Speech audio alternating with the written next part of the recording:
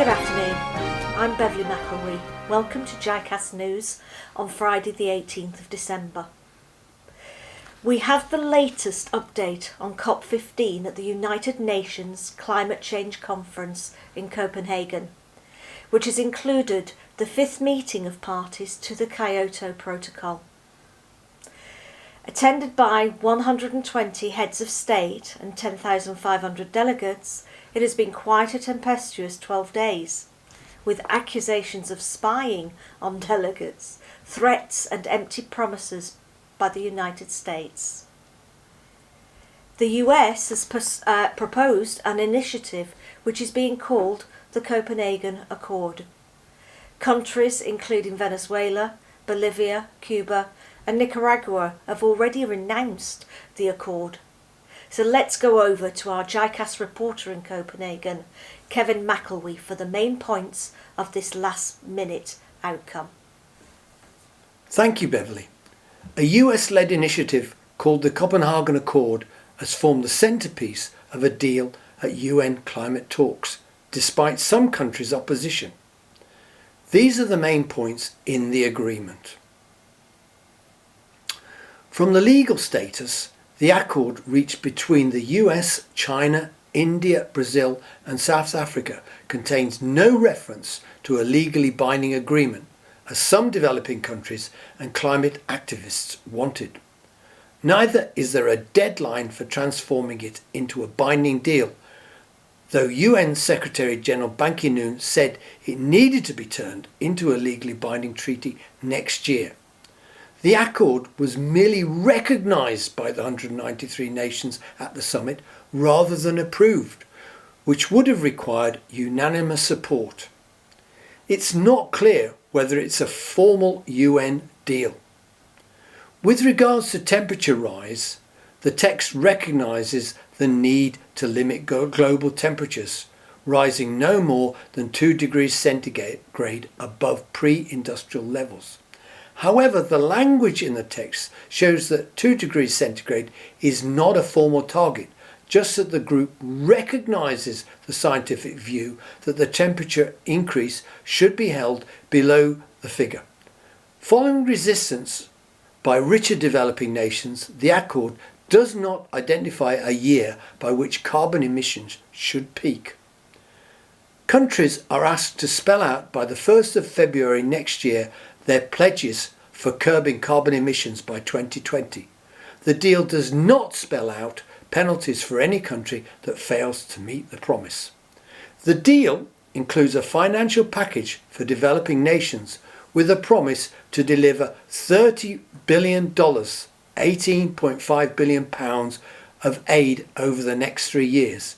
It outlines a goal of providing $100 billion a year by 2020 to help poor countries cope with the impacts of climate change.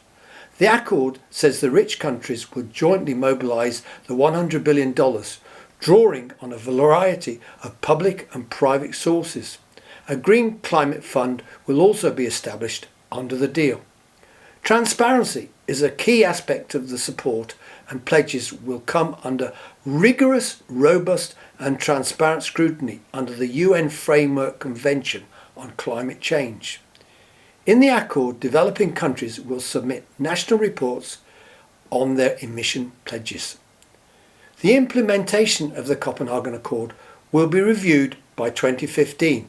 This will take place about a year and a half after the next scientific assessment of the global climate by the Intergovernmental Panel on Climate Change. However, according to IPCC forecasts, if in 2015 the delegates wanted to adopt a new lower figure on global average temperatures, such as 1.5 degrees centigrade rather than 2 degrees centigrade, it would be too late. I'll now hand you back to Beverly in our Jersey studio. Thank you, Kevin. We have with us our political correspondent, Helia MacLeod. Helia, is the accord going to keep temperature increases below 2 degrees? Well, Beverly, the answer is probably no, for the following reasons. The accord itself is not legally binding. no decision was taken on whether to agree a legally binding successor or complement to the Kyoto Protocol. The Accord sets no real targets to achieve in emissions reductions. The Accord was drafted by only 5 countries: US, China, India, Brazil and South Africa. The deadline for the assessment of the Accord was drafted as 6 years by 2015. However, the mobilisation of $100 billion per year to developing countries will not be fully in place until 2020. There is no guarantee or information on where the climate funds will come from. There is no agreement on how much individual countries would contribute to or benefit from any funds. COP delegates only took note of the Accord rather than adopting it.